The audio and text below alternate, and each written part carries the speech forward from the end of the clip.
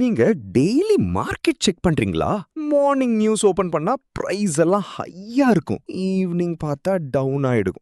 So ஃபைனலா என்ன பண்றீங்க? கன்ஃபியூஸ் ஆகிட்டு ட்ரேட் அவாய்ட் பண்ணிடுறீங்க. இல்லனா ராங் டிசிஷன் எடுக்கிறீங்க. இந்த ப்ராப்ளம சால்வ் பண்ண ஒரு இன்ட்ரெஸ்டிங் சொல்யூஷன் வந்திருக்கு.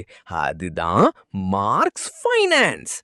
மார்க்ஸ்ல நார்மல் அனலிஸ்ட் பண்றதில்ல, ஏஐ ஏஜென்ட்ஸ் தான் மார்க்கெட் அனலைஸ் பண்ணும், டிஸ்கஸ் பண்ணும், டிபேட் பண்ணும். ஃபார் எக்ஸாம்பிள் சொல்றேன், டெஸ்லா ஸ்டாக் பை பண்ணலாமான்னு கொஸ்டின் கேளுங்க. ஒரு ஏஐ சொல்லும், ஓகே ரீசன்ட் நியூஸ் பாசிட்டிவா இருக்கு. அனதர் ஏஐ இம்மிடியட்டா கவுண்டர் பண்ணும், நோ மார்க்கெட் சென்டிமெண்ட் வீக்கா இருக்கு, ரிஸ்க் ஜாஸ்தி. இது ஜஸ்ட் ஆன்சர் இல்ல, full discussion, reason, counter reasoning. இந்த எல்லா டிஸ்கஷனும் நமக்கு கிளியரா ஏஜென்ட்ட ஷோ பண்ணும். சோ டைம் போக போக பெஸ்ட் ஏஐ யாருன்னு கிளியரா தெரியும். சோ அனலைஸ் பண்ற டைம்ல நீங்க என்ன பண்ண போறீங்க? ஜஸ்ட் அப்சர்வ் பண்ணுங்க, கம்பேர் பண்ணுங்க, லேர்ன் பண்ணுங்க. ஃபியூச்சர்ல ட்ரேடிங் எப்படி இருக்க போகுதுன்னா, ஹியூமன்ஸ் மட்டும் இல்லாம ஏஐ வர்சஸ் ஏஐ இன்சைட்ஸ் தான் டாமினேட் பண்ற மாதிரி இருக்கும். சோ ஏர்லியா அடாப்ட் பண்ணா லேட்டர் ஸ்ட்ரகிள் பண்ண வேண்டாம்.